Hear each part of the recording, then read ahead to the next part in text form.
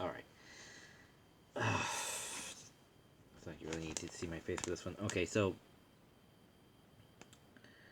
Logan. Yes, this is supposed to be the end of Logan's movies because he's been such a mascot character for the X-Men since early odds. So much like Iron Man, they're kind of starting to put this to bed. Because it's been so long. Because like you know, he's got other stuff to do. I guess more singing to do. I guess. So he at the end of the Power Rangers review, because I did a double feature where I went to go see Power Rangers and then I went to go see Logan, and I think I recorded the review for Power Rangers. Then I went to go see, and at the end of that, I said I'm going to go see Old Man Logan, and then I saw the movie, didn't do the review, lost my phone, redid the review, put it up.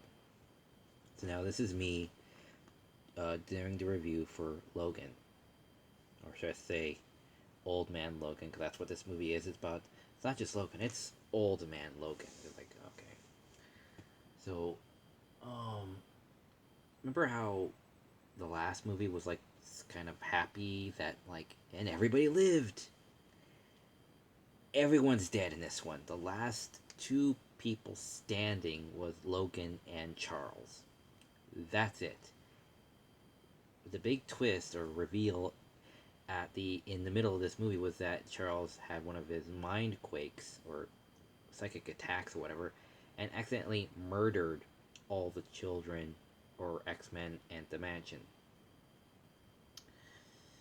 So Logan meets his daughter. Logan has another compelling reason to barely care because deep, deep down, he really is a nice guy. And he manages to lead this little band of mutant children to freedom out of the grip of a guy. Um, okay, I'm gonna do a skit because this movie made me want to do a skit. It's something in the comical vein of Gravity Falls, where the obvious bad guy meets the heroes early on, and it's like, look, just kill him now, and then you won't have to deal with it later, right?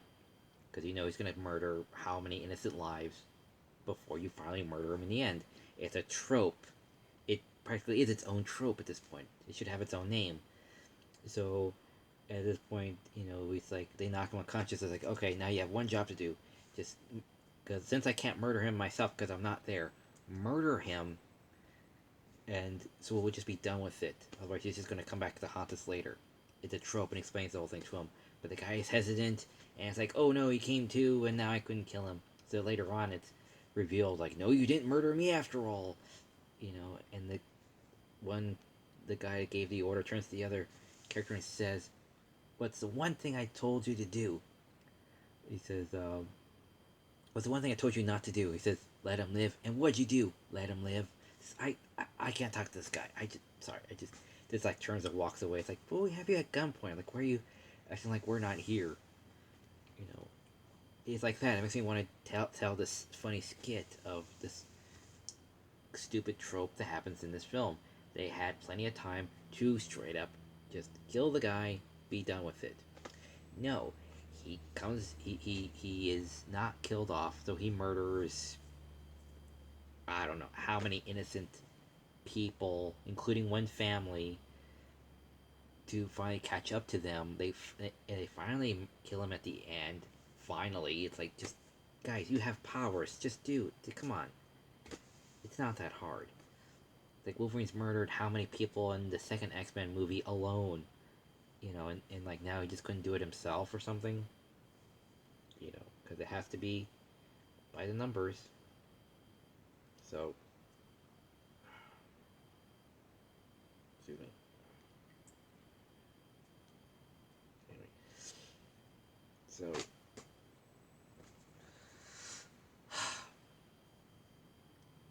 uh, Is it a good, compelling X-Men movie? Yes. Is it a good Logan film to end on? If you want to do heart ripping out, sad, hopeful ending, yes. As a definitive end to Logan, sure. Was the last ending better to live on and then kind of just have him feature a bit to some extent in the next installment and not have everyone die? Yeah, that would have been better. To say, everyone lives, and then in the next installment we have this going on, and Logan's in there somewhere, but if it's okay if we don't nearly have to really see him again. But instead, we got this, where it's like, oh, God, he's dead. But there's still hope, even afterwards. So, not that him coming back, it's just people get to live on and have and be able to create a better future for themselves. Yeah. So,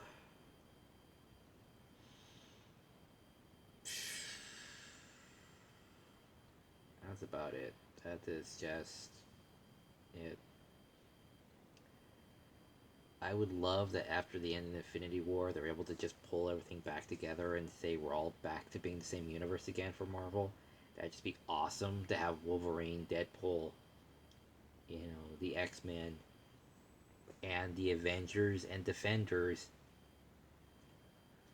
Cloak and Dagger, whatever that other twin one was, though that's probably canceled after that first season. And Agents of Shield, just to band back together and just and come together to help whatever. How the hell ever Infinity War is going to go? So I don't know where it's going to go from here from this, which is weird. But whatever. Uh, Looking forward to it though. But that'd be kind of awesome if they could do that, since now 20th Century Fox, Marvel, ABC, not necessarily Netflix, but they could work with them. These two companies are very good at working with each other. To all work back. So the remaining three that I just said, other than Netflix, are basically owned by Disney. So Disney could work with Netflix because they're good at working with each other, and they can all kind of, you know, bring all of them back. Minor shoehorning aside, would still be pretty cool. Just saying. So, yeah, that's all there really is much to say. Um, oh yeah, how do they kill off all the other mutants in the story? Genetic engineering through our food crops. That's why Logan can't regenerate. Which then led to the adamantium poisoning. It's a two-step process.